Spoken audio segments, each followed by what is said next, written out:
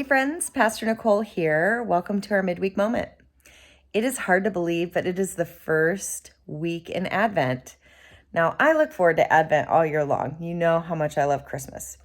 But this year, man, it just really snuck up on me. How is it already time for Advent? You know, Advent in the church is a time where we wait and we hope. And we spend time pondering the coming of the Christ child, the mystery of the incarnation.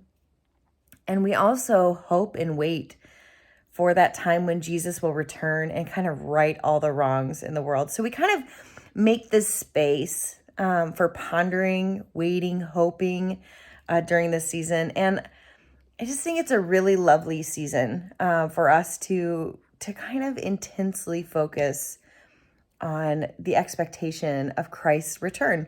You know, having like a focused time just gives us that space to really think about it and to pray about it and to hold on to that hope. I think it's so important. Well, this week we started our Advent series, Blessed, the Journey of Mary. Each week we are looking at a different part of Mary's journey from when she finds out that she is going to be the mother of the Christ child to when she gives birth to baby Jesus. And so we're going to be following kind of that journey along the next few weeks. This week we talked about the Annunciation, which is just a fancy word for when Gabriel announced to Mary that she was going to be the mother of Jesus.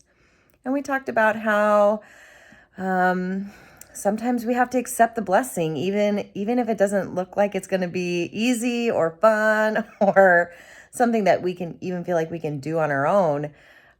We have to accept the blessing of the call in our life, and that we have to know that in the midst of that, God is going to be with us.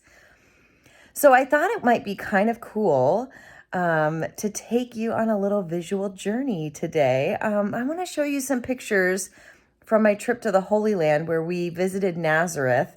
And there's a beautiful church that is built on top of Mary's childhood home, or where tradition says Mary grew up. And so there's this church, this wonderful church, and then you kind of go down into the basement and you find the little house that's kind of carved out of stone, which was very common practice back then.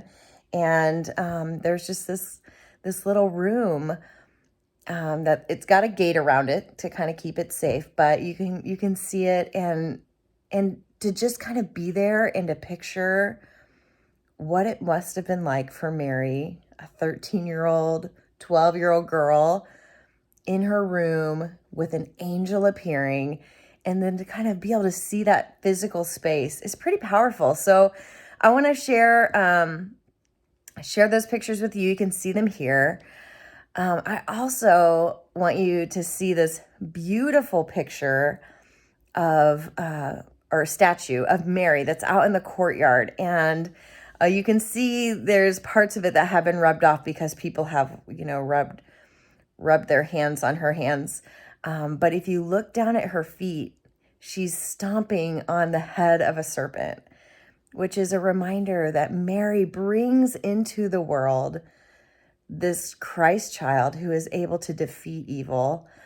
And I love that statue. I think it's so beautiful. So I hope you will enjoy just a quick little trip to the Holy Land today, a chance to see these sights, and to just have a moment to be thankful and grateful for Mary, for her faithfulness, for her unwavering trust in God, for the example that she sets in how we too can accept the blessing of whatever journey, whatever call God has placed on our lives. So take some time to just ponder on that this week and think about, maybe, what is God calling me to do? What is God asking me to do? And how can I be like Mary and say, yes, God, I accept this blessing. Even though it might not feel like the blessing right now, I accept this blessing. I accept this journey, and I'm going to do it with you.